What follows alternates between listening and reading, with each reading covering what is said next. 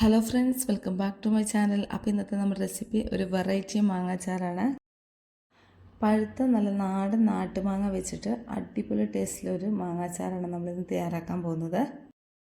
അച്ചാർ തയ്യാറാക്കാനായിട്ട് ഞാനിപ്പോൾ ഇവിടെ ഒരു 10 മാങ്ങ എടുത്തിട്ടുണ്ട്. ഇനി നമുക്കിത് തൊലിയൊക്കെ ഒന്ന് കളഞ്ഞ് ക്ലീൻ ചെയ്തെടുക്കണം. ഇപ്പോൾ ആ മാങ്ങയുടെ തൊലിയൊക്കെ കളഞ്ഞ് നന്നായിട്ട് വൃത്തിയാക്കി എടുത്തിട്ടുണ്ട്. ഇനി നമുക്ക് അച്ചാർ തയ്യാറാക്കുന്നത് എങ്ങനെയാണെന്ന് നോക്കാം. അതിനുവേണ്ട ഇൻഗ്രീഡിയൻസ് എന്തൊക്കെയാണെന്ന് നോക്കാം. ഒരു മീഡിയം സൈസ് ഇഞ്ചി ചെറുതായിട്ട് അരിഞ്ഞെടുത്തിട്ടുണ്ട്. ഒരു 20 അല്ലി വെളുത്തുള്ളി, ആവശ്യത്തിന് കറിവേപ്പില, 1.5 ടേബിൾ സ്പൂൺ കാശ്മീരി മുളക് പൊടി, 1/4 ടീസ്പൂൺ മഞ്ഞൾപ്പൊടി, 1/4 ടീസ്പൂൺ കായം വറുത്ത് പൊടിച്ചത്, 1/4 ടീസ്പൂൺ ഉലുവാപ്പൊടി, 1 ടേബിൾ സ്പൂൺ മുളക് പൊടി. ഇനി നമുക്കിത് എങ്ങനെയാണ് തയ്യാറാക്കുന്നതെന്ന് നോക്കാം. അതിനായിട്ട് ഇപ്പോൾ ഒരു പാൻ എടുത്തിട്ടുണ്ട്. പാൻ ഒന്ന് ചൂടായി വന്നപ്പോഴത്തേക്ക് അതിലേക്ക് നല്ലെണ്ണ ഒഴിച്ചു കൊടുത്തിട്ടുണ്ട്. അപ്പോൾ എണ്ണ ഒന്ന് ചൂടായി വരട്ടെ. അതിന് ശേഷം അതിലേക്ക് നമുക്ക് കടുക് ചേർത്ത് കൊടുക്കാം. ഇപ്പോൾ എണ്ണയൊക്കെ നന്നായിട്ട് ചൂടായി വന്നു. അതിലേക്ക് കടുക് ഇട്ട് കൊടുത്തിട്ടുണ്ട്.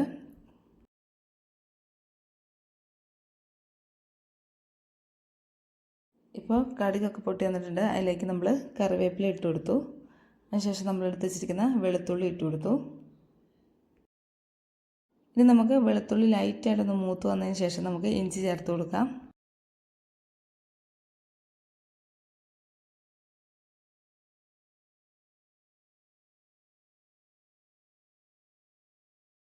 വെളുത്തുള്ളി ഒന്ന് ചെറുതായി മൂത്ത് വന്നിട്ടുണ്ട്. ഇനി അതിലേക്ക് ഇഞ്ചി അരിഞ്ഞത് ചേർത്ത് കൊടുത്തു. ഇനി ഇതെല്ലാം കൂടി നന്നായിട്ടൊന്ന് ലൈറ്റ് ബ്രൗൺ കളർ ആകുന്നിടം വരെ ഒന്ന് ഇളക്കി മൂപ്പിച്ചെടുക്കാം.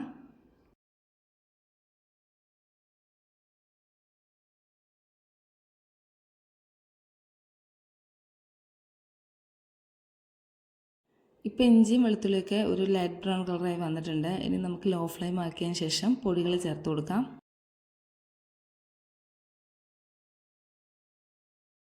1.5 ടേബിൾ സ്പൂൺ കാശ്മീരി മുളക് പൊടി, 1 ടേബിൾ സ്പൂൺ മുളക് പൊടി, മഞ്ഞൾപ്പൊടി, കായപ്പൊടി ഇട്ട് കൊടുത്തു, ഉലുവാപ്പൊടി. പൊടികളെല്ലാം ചേർത്തതിന് ശേഷം നമുക്കിതെല്ലാം കൂടി ഒന്ന് നന്നായിട്ടൊന്ന് മിക്സ് ചെയ്ത് പൊടികളുടെ പച്ചമണം മാറുന്നത് വരെ ഒന്ന് ഇളക്കി കൊടുക്കാം.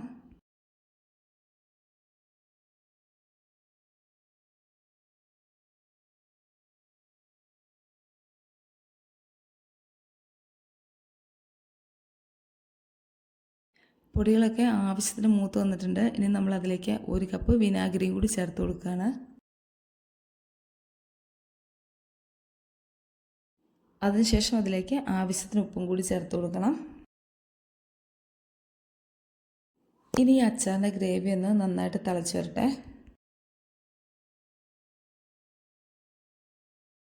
ഇപ്പോൾ ആ അച്ചാറിൻ്റെ ഗ്രേവിയൊക്കെ നന്നായിട്ട് തിളച്ച് വന്നിട്ടുണ്ട്. ഇനി നമുക്ക് ഫ്ലെയിം ഓഫ് ചെയ്യാം. ഇനി ഗ്രേവി നന്നായിട്ട് തണുത്തതിന് ശേഷം നമുക്ക് മാങ്ങ ഇട്ട് കൊടുക്കാം. ഇപ്പോൾ ആ ഗ്രേവി നന്നായിട്ട് തണുത്ത് വന്നിട്ടുണ്ട്. ഇനി ഇതിലേക്ക് നമുക്ക് എടുത്ത് വെച്ചിരിക്കുന്ന മാങ്ങ ചേർത്ത് കൊടുക്കാം.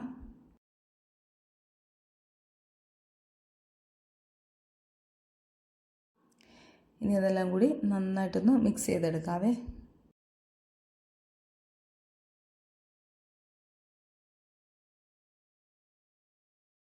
ഇപ്പോൾ ആ മാങ്ങയും ഗ്രേവിയും എല്ലാം കൂടി നന്നായിട്ട് മിക്സ് ചെയ്തെടുത്തിട്ടുണ്ട്. അപ്പോൾ നമ്മുടെ പഴുത്ത മാങ്ങ അച്ചാർ ഇവിടെ റെഡി ആയിട്ടുണ്ട്. അപ്പോൾ നമ്മുടെ പഴുത്ത നാട്ടുമാങ്ങ അച്ചാർ ഇവിടെ റെഡി ആയിട്ടുണ്ട്. വളരെ ടേസ്റ്റി ആയിട്ടുള്ള റെസിപ്പിയാണ്. അപ്പോൾ എല്ലാവരും ഒന്ന് ട്രൈ ചെയ്ത് നോക്കുക. എല്ലാവർക്കും ഈ റെസിപ്പി ഇഷ്ടപ്പെട്ടെങ്കിൽ ചാനൽ ഒന്ന് ലൈക്ക് ചെയ്യാനും ഷെയർ ചെയ്യാനും സബ്സ്ക്രൈബ് ചെയ്യാനും മറക്കല്ലേ.